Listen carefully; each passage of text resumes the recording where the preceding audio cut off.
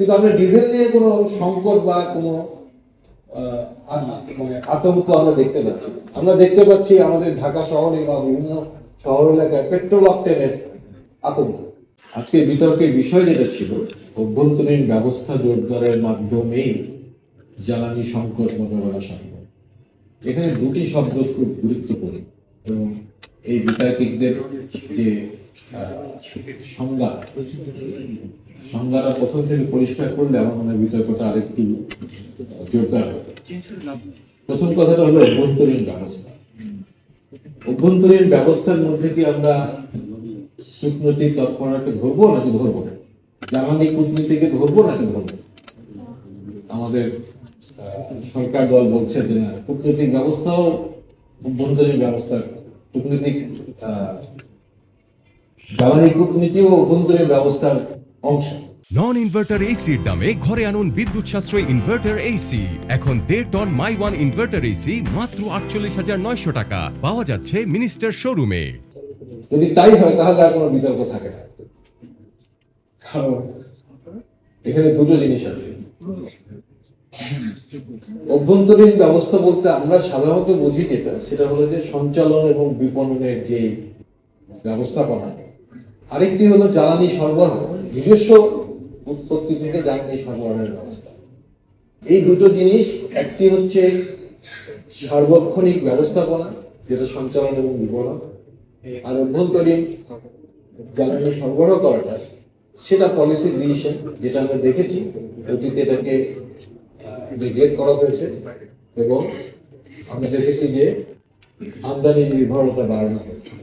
এই আমদানি নির্ভরতা বাড়ানো হলেই আমাদের বৈশ্বিক যখন কোনো সমস্যার সৃষ্টি হয় তখন বিদেশের যে সরবরাহ ব্যবস্থা এবং মূল্য, এই দুটো আমাদেরকে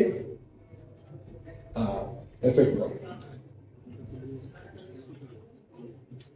এরপরের কথা হলো সংকটটা কোথায়, বর্তমানে সংকটটা কোথায়? ব্যবস্থাপনা অবশ্যই সংকট নিরসনে বিরাট সাহায্য করবে, কিন্তু আমাদের মূল সংকটটা হলো সরবরাহ হবে কিনা সেই আশঙ্কা। এই মুহূর্তে আমরা জানি যে আমাদের 7 থেকে 15 দিনের মজুদ আছে। যখন এই বিশ্ব সংকটটা তৈরি হয়নি, যখন মধ্যপ্রাচ্যে এই ঘটনাটা ঘটেনি, তার আগে যখন স্বাভাবিক পরিস্থিতি ছিল, তখন আমি জানি অনেক ক্ষেত্রেই কোনো একটি জ্বালানি, অকটেন হোক, পেট্রোল হোক বা ডিজেল হোক, মাত্র 2 দিনের মজুদ ছিল, কিন্তু জনগণ সেটা জানে না। সাংবাদিকরা তখন গিয়ে দেখে নাই, বলে নাই যে মাত্র 2 দিনের মজুদ আছে।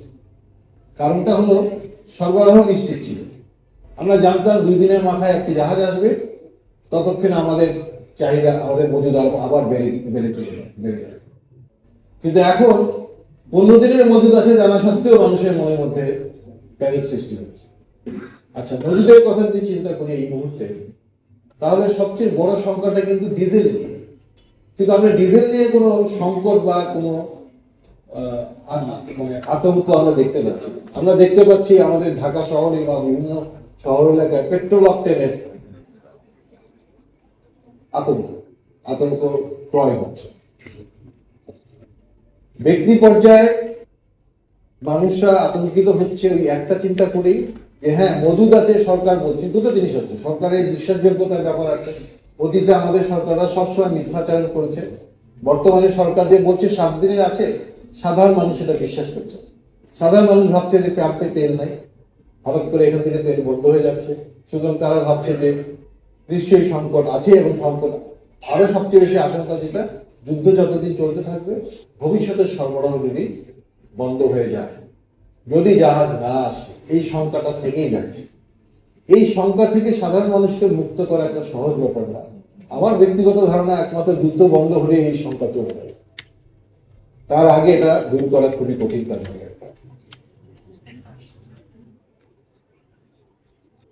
এখন বাংলাদেশের জ্বালানি নীতি যদি আমরা চিন্তা করি, সারা বিশ্বে সম্পূর্ণ জ্বালানি স্বনির্ভর জাতি খুব কম। গোটা 10-12টা দেশ আছে যারা সম্পূর্ণভাবে জ্বালানি স্বনির্ভর। জ্বালানি স্বনির্ভরতার বিভিন্ন মাত্রা আছে। নিজস্ব সরবরাহ থেকে কোনো কোনো দেশে 70% হয়তো আসছে, 30% বাইরে থেকে আমদানি করতে হচ্ছে। আবার জাপানের মতো দেশে 90% জ্বালানি আমদানি করতে হচ্ছে।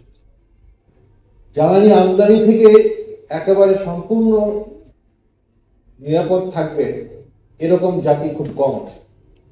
তাহলে আমাদের যেটা করতে হবে, আমাদের জ্বালানি সরবরাহতা বৃদ্ধি করার জন্য, স্বনির্ভরতা বৃদ্ধি করার জন্য যা যা প্রয়োজনীয় কাজ করা দরকার সেগুলোতে আমাদের মনোযোগ দিতে হবে, যাতে বাইরের সংকট, আমদানির যে সংকট, সেখান থেকে যেন আমরা মিনিমাম ধাক্কাটা খাই।